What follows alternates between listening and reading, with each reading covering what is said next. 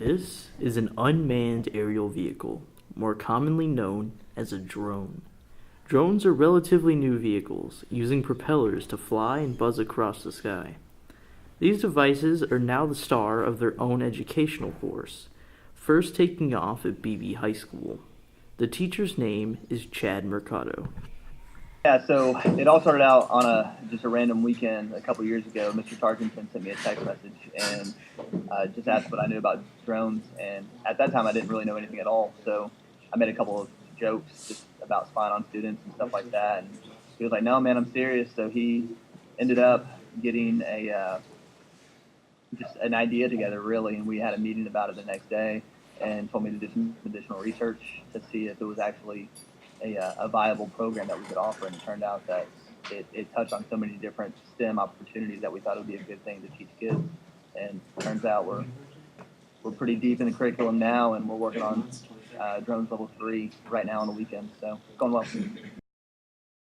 What we want to accomplish is getting kids the opportunity to work with something that they wouldn't work with in any other class, and then develop some skills and develop some interest that they typically wouldn't get in other classes as well. But there's so many different things that we can do. I'm really wanting to get, and once we get further down to level 2 and level 3, I want to get into Arduino programming with some robotics and microcontrollers. And if we can apply that to drones, that'd be really cool. And that's something that we've really just recently started to get into. But this year we've done a lot more with RC planes, and our kids have built planes from scratch. So that's been a cool opportunity.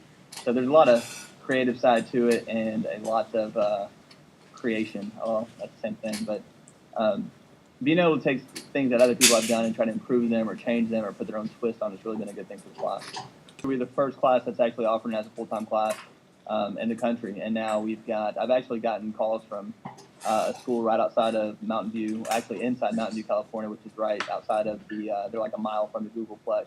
And they're wanting to start a class, and then another one right outside of Nashville. So I've been getting calls this year about other schools around the country wanting to develop a class just like ours. And there's actually like job opportunities there for teachers who would jump from engineering or CET over to teach drones. So, and then we've got 2 other teachers in the state of Arkansas that are offering it this semester as well, in Northeast Arkansas, and then another one. One of the main questions that they get a lot from having the UAV program at BB High School is this class open enough to have regular students in it? You would think the maturity levels and the amount of interest would not be as high as required to deal with such mature content.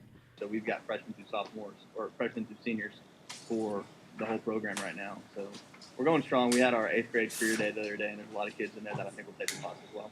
They provide useful skills in areas such as mathematics, craftsmanship, and how flight mechanics work, so I think classes like this are here to stay.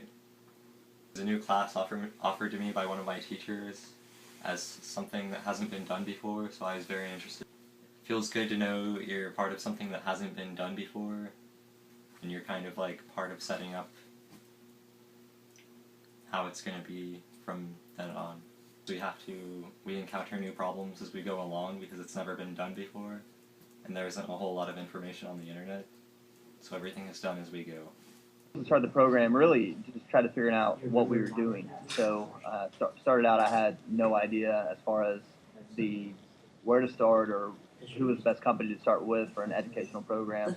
So there's been some trial and error there for sure, and really how deep to go with certain things like software and when to offer different things during the curriculum. So that was pretty challenging up front, but that's already kind of, a lot of those issues have alleviated themselves and solved themselves already going into our 2nd year. And of course we had 1 class last year, and this year I have 6 drones classes. So there's a lot more opportunity for me to mess up and then fix it, before the end of the day. This way it's better the next time. The FAA came in at the beginning of the school year and was basically like, don't fly, don't do anything. You can teach about it, and that's pretty much it. You basically have to wait so they can come out with all these regulations for registering all these things.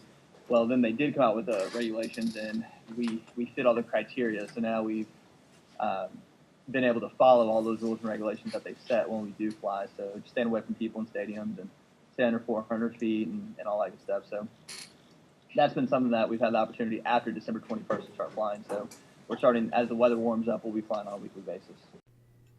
Most of the information and opinions we have about UAVs and drones are often garnered because of the actions taken by the military and the U.S. Army in particular.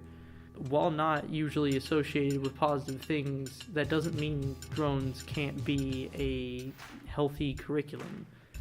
Drones are one of the highest growing job markets around right now.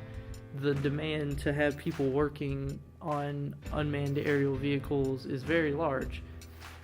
So, not that long ago, the company Amazon was toying around with ideas of delivering packages to people using unmanned aerial vehicles.